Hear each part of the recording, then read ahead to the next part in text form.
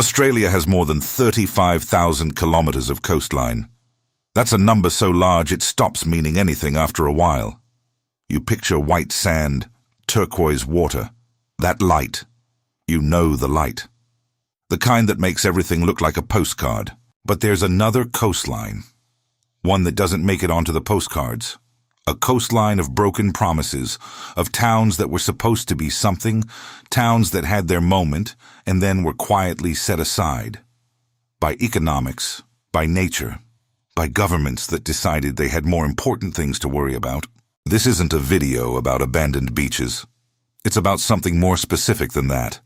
It's about the summer that ended and didn't come back.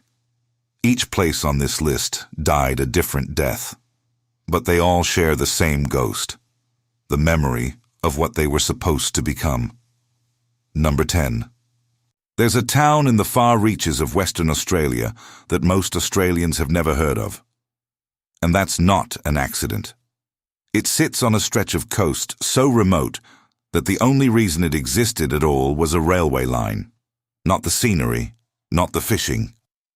A single piece of infrastructure built to service an inland operation that happened to pass close enough to the ocean that someone at some point decided to put a town there.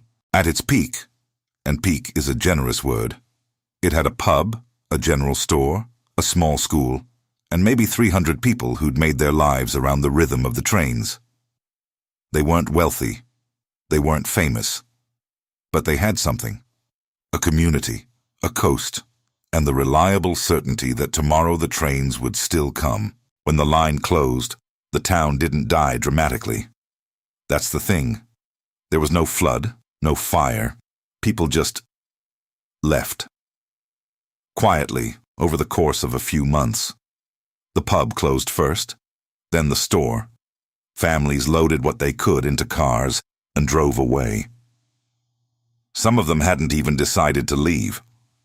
They'd just gone to visit relatives and found when they thought about going back that there was no real reason to. The houses are still there, the structure of streets, a rusted swing set in what used to be a park. The ocean hasn't moved.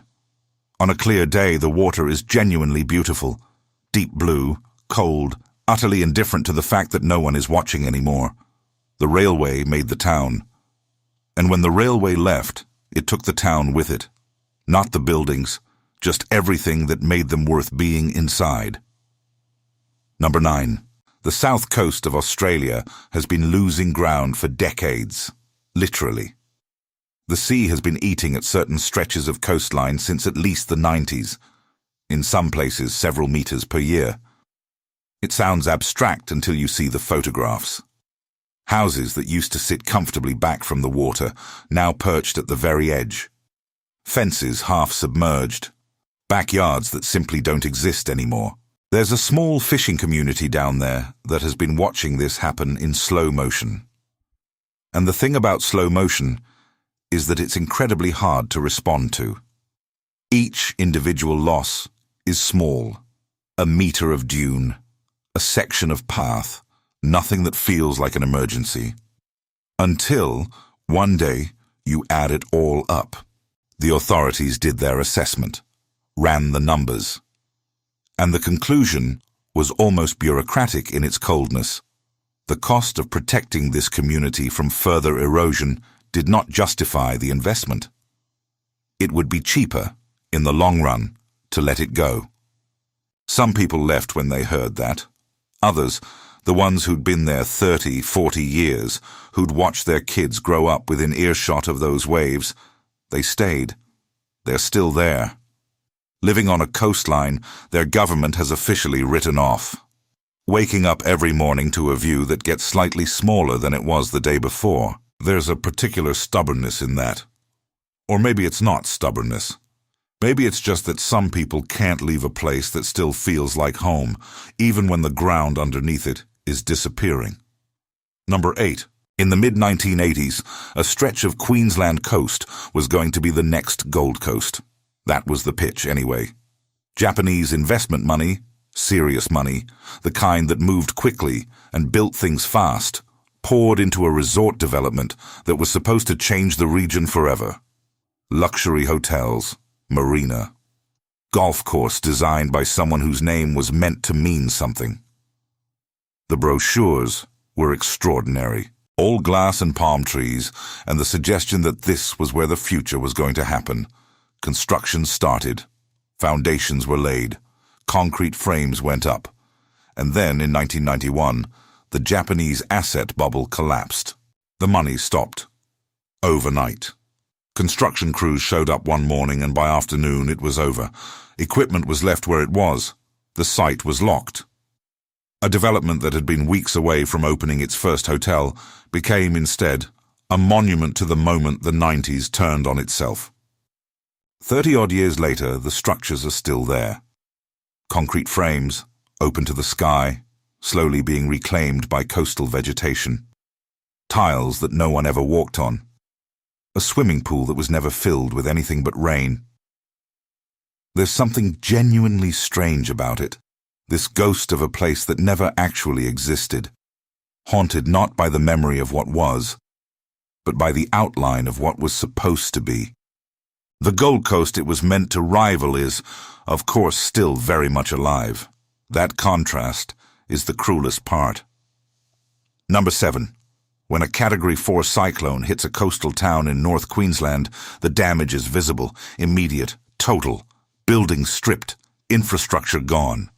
That part is horrible, but it's also something a community can organize around. You can rebuild a roof. You can restore power. You can, with time and money and political will, put a town back together. What you can't rebuild is the decision to stay. This particular town, hit in the early 2000s, received government funding. Roads were repaired. The water system was restored. A new community centre was constructed. On paper, the town was functional again within a few years. But the people didn't come back. Not in the numbers that had been there before. Families had relocated, found work elsewhere, put their kids in new schools. The disruption had, and this is the part that's hard to explain, broken the habit of living there. And once that habit breaks, it's remarkably hard to restart. So now there's a town with functioning infrastructure. Electricity, roads, a community centre that sits mostly empty, a handful of permanent residents, a few more in the winter months. Technically alive. In practice, something closer to a stage set. All the props in place, no performance scheduled. Number 6. There's a certain kind of Australian coastal town that exists only because something industrial existed nearby. A mine, a processing plant, a port facility. The town was never really about the coast. The coast was just what happened to be there.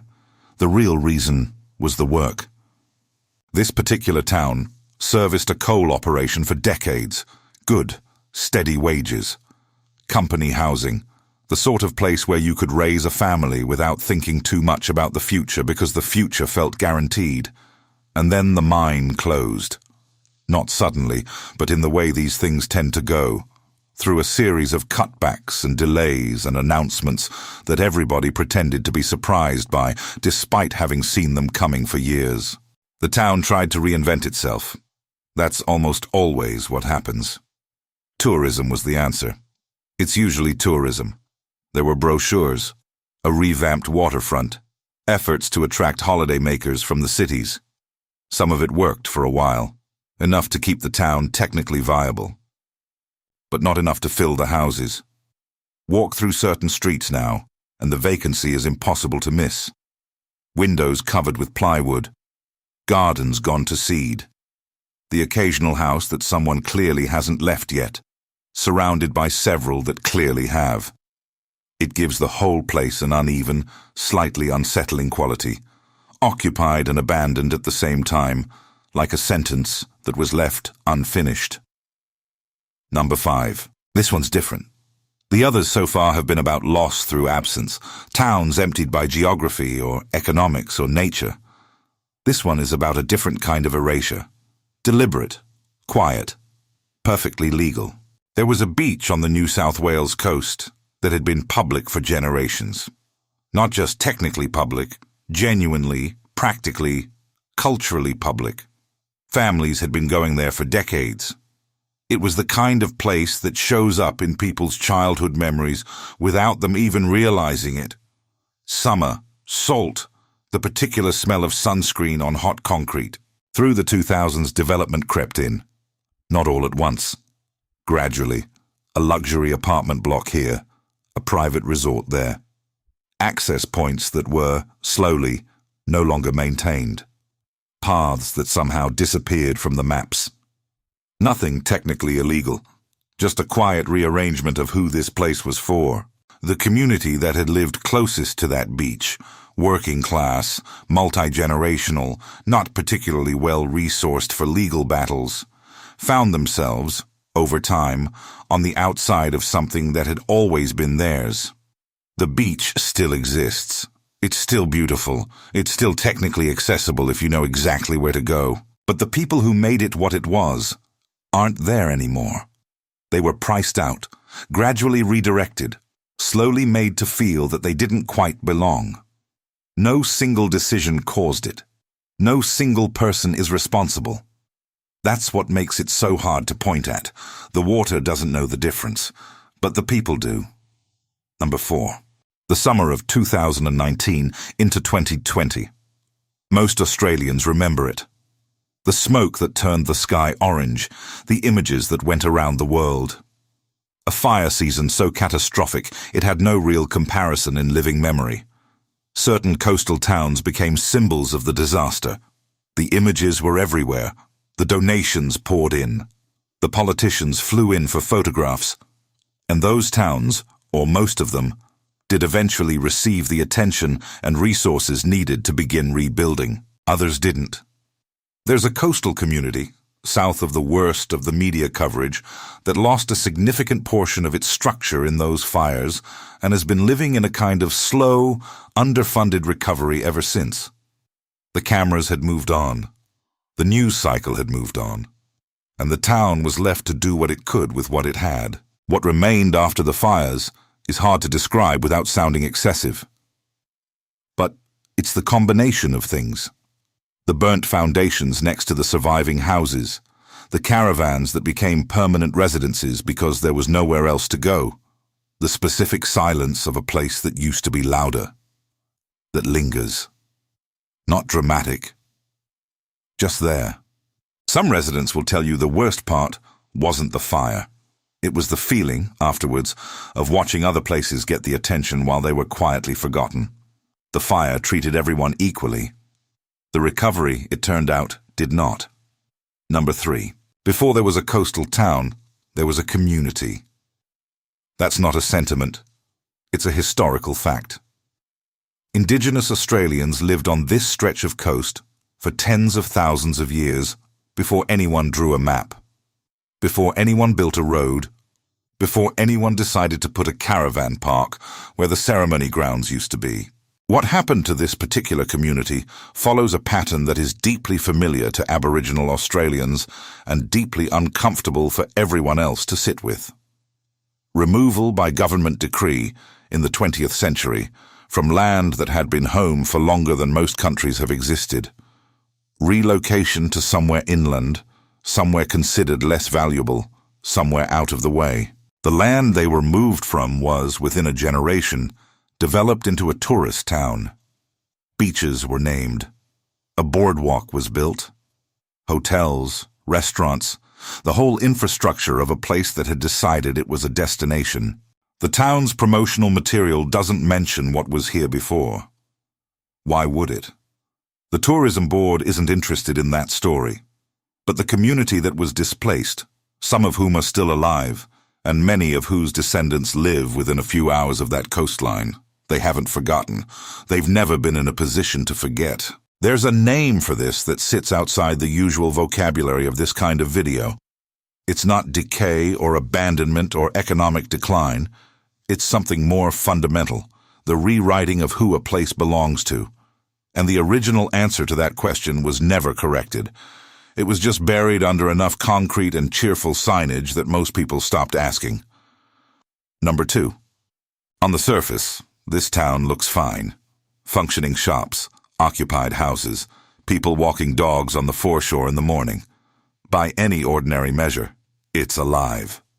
But engineers know something the real estate listings don't mention. This community was built on a system of coastal dunes, unstable by nature, progressively more so as the water table shifts and the sea conditions change.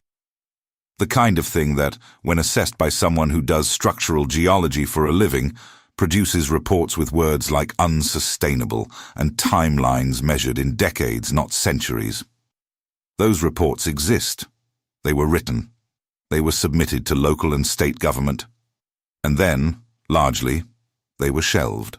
Because the houses built on those dunes are expensive. The land is valuable. The mortgage market is active. And the moment you acknowledge officially that a neighborhood is sinking, not metaphorically, actually physically subsiding, you detonate the financial assumptions that an entire community has organized its life around. So no one acknowledges it officially. The reports sit in filing systems. The foundations settle, slowly. The cracks in certain walls get filled and painted over. Some residents know. A few have sold and left quietly without explaining why. Others have raised the alarm and been told, in various ways, that they're being alarmist. The fiction costs everyone involved something. The longer it holds, the more expensive what comes next is going to be. The town looks fine. That's the most unsettling thing about it. Number 1.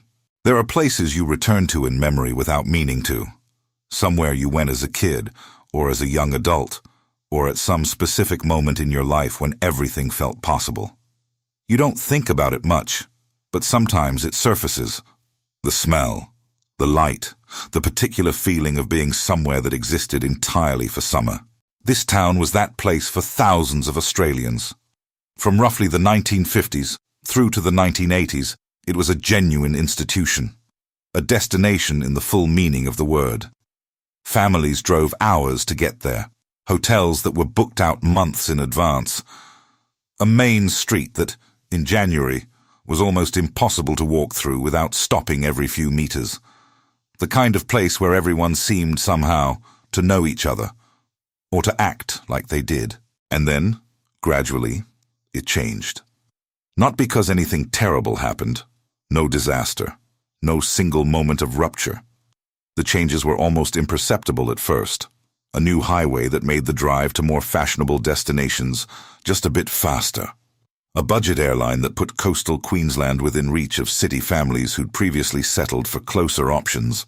The slow drift of attention toward places that felt newer, more modern, more photogenic, in an era that was becoming increasingly defined by how things looked in photographs. The hotels didn't close immediately. They adapted, dropped their prices, attracted a different clientele, then a quieter clientele, then barely any clientele at all. The main street contracted. Some shops held on longer than seemed rational, out of loyalty or stubbornness, or the belief that the crowds would return after one more quiet season. There are older residents here who can tell you the exact summer it stopped. Not a year, a summer. They can describe the car park that used to overflow, and that particular season sat, for the first time, half empty. They don't talk about it much. But when they do, there's a very specific expression that comes with it. Not grief, exactly. Something harder to name than grief. One woman runs a small ice cream shop near the waterfront. She opens on weekends. Most weekends, she sells maybe a dozen cones. She doesn't do it for the money anymore. She does it, she says, because she can't quite bring herself to not do it. Because if she closes, something closes with her that she isn't ready to let go of yet. She is not wrong. The beach is still there. The light is still extraordinary. On a clear evening, the water turns colors that don't seem quite real. And for a moment, you can almost see what this place must have looked like when it was full of people who'd driven for hours just to be exactly here. Almost. Every town on this list died differently, but something connects them all. Something that only becomes clear when you hold them together. The summer ended quietly. It didn't announce itself. There was no single day when you could have said, "This is the last time." The cars kept coming for a while. The ice creams kept selling. The waves kept arriving at the same beach they always had, and then, slowly, the volume decreased. The gaps between visitors grew longer, the season got shorter, and one year, someone drove up expecting what had always been there, and found instead a version of it. Smaller, quieter, held together mostly by memory and habit. That's the part that stays with you. Not the drama of it, the ordinariness. The way decline moves so slowly, you can almost miss it, until you look back and realize the thing you were watching has already gone. There are places alive right now, full of people and noise and the easy confidence of somewhere that has never known a quiet season, that are living their last summer. They don't know that yet. Nobody ever does. The coast keeps moving. The light stays beautiful. And the places it leaves behind wait in the particular silence of things that used to be full.